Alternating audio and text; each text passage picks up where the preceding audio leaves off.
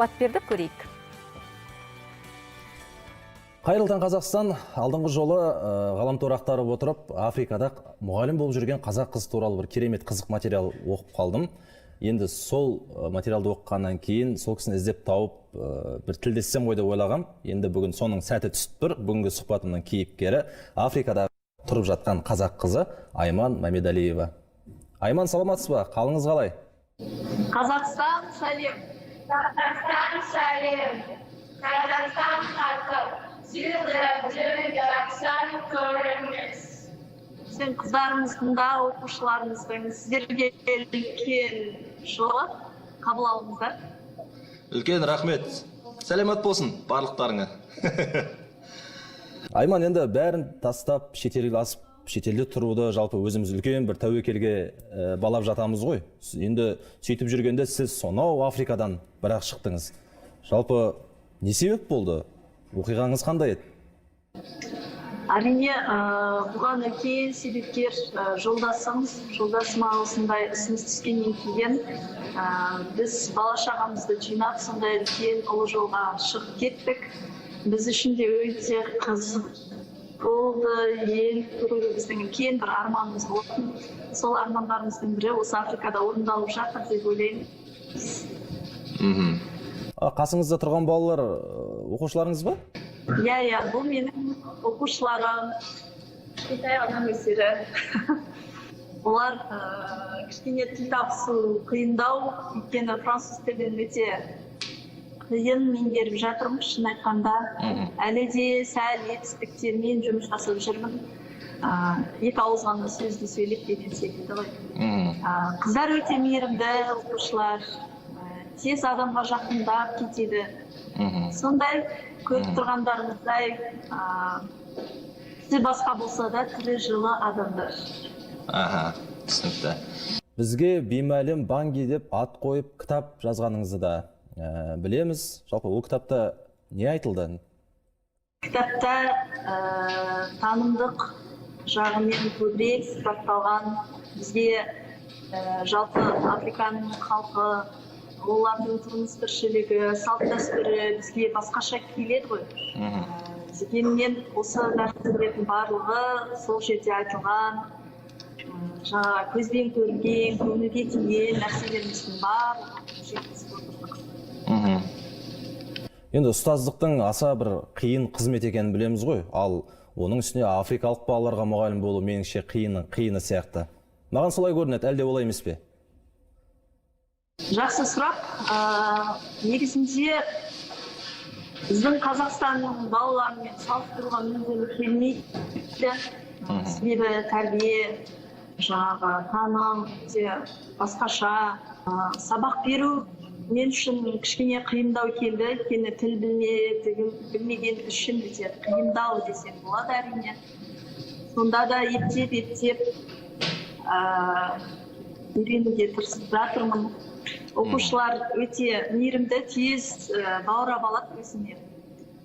Сондықтан өте жақсы.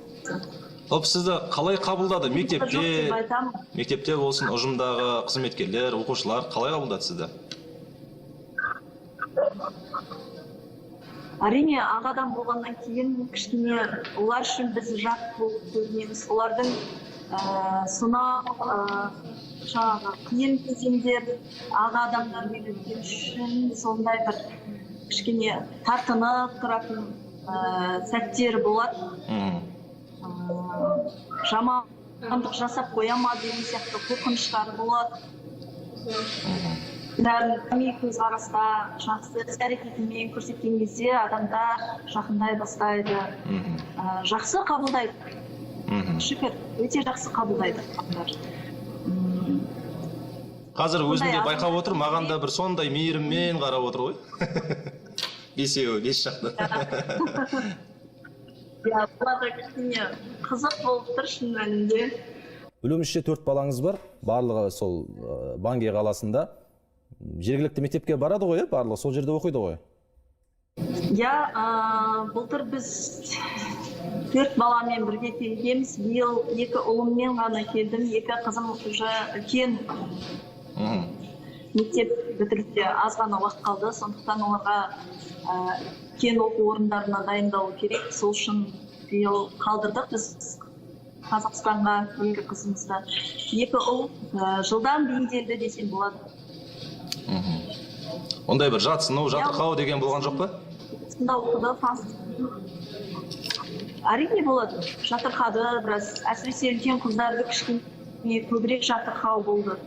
Ал бастауыштағы балаларым тезірек бейімделіп, тезірек үйреніп кетті. Ал сіз тұрып жатқан қалаға коронавирус қалай әсер етті? Сақтық шаралар қалай болды? Қазір қандай? Енді халықтың тұрмысы өте төмен болғандықтан, адамдар күнделікті тұрмыс құрып, күнделікті табысын тауып солай жеп жатыр.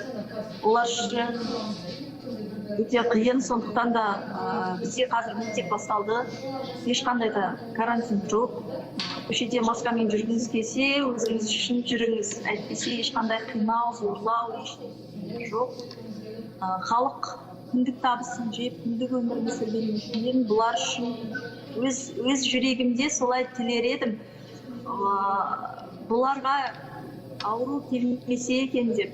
Өйткені өзі кедей ел, өзі өте мұқтаж ел. Сондай уақытта өте қиын ойлауға да, айтуға да халық шын айтқанда қырылып қала ма деп қорқасың, сондықтан келмесінші деп ішкі дұғамда солай айтып отырамын өзім. Жергілікті тұрғындармен қарым-қатынас қалай? Сізді жалпы қалай қабылдады ортаңыз? Салттар мен әдет ғұрыптарында айырмашылық бар екені бесенеден белгілі ғой. Бірақ сізге есіңізде қалғаны қандай болды? Әсіресе жаңағы биге деген құрметтері өте ерекше. Адам дүниеге келіп жатса да, адам өмірден өтіп жатса да, билер сонда бір жаңағы өмірде билемеген биін билеп кетейін деген сияқты түсінікте сондай билерін өте жақсы көреді. Елді сағынғанда не істейсіз?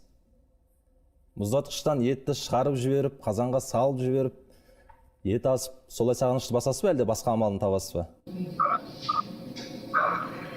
Енді ол сезімімізді біз алғаш осы бірінші сезім дейді ғой, кітапқа сол сезіміміздің бәрін төгіп тастадық.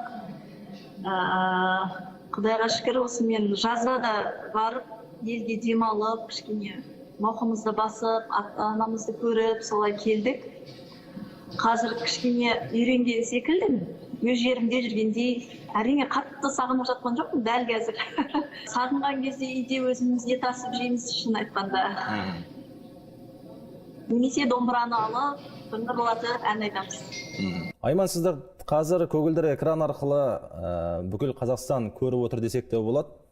Сәлем жолдайым десеңіз мархабат. Шын айтсам, өзім қатты толқып отырмын. Қазақстан халқына үлкен сәлем. Мынау үлкен басымызға түскен, бүкіл әлемге түскен үлкен дерттен Құдай тағалам құтқарсын дегім келеді. Әр отбасыға бір амандық болсын. Бүлдіршіндеріміз жанымызда күліп жүрсін. Жүрегіміз таза, қайда болсақ та аман болайық дегім келеді тек қана. Айман, әдемі де әсерлі сұхбатыңызға үлкен рахмет. Еңбектеріңізге тек қана сәттілік тілейміз. Аман есен елге қайтыңыздар болашақта. Сау болыңыз, барлығына сәлем. Қазақстан халқы. Сіздерді жақсы көреміз, одан артық не керек? Рахмет сіздерге, сау болыңыздар.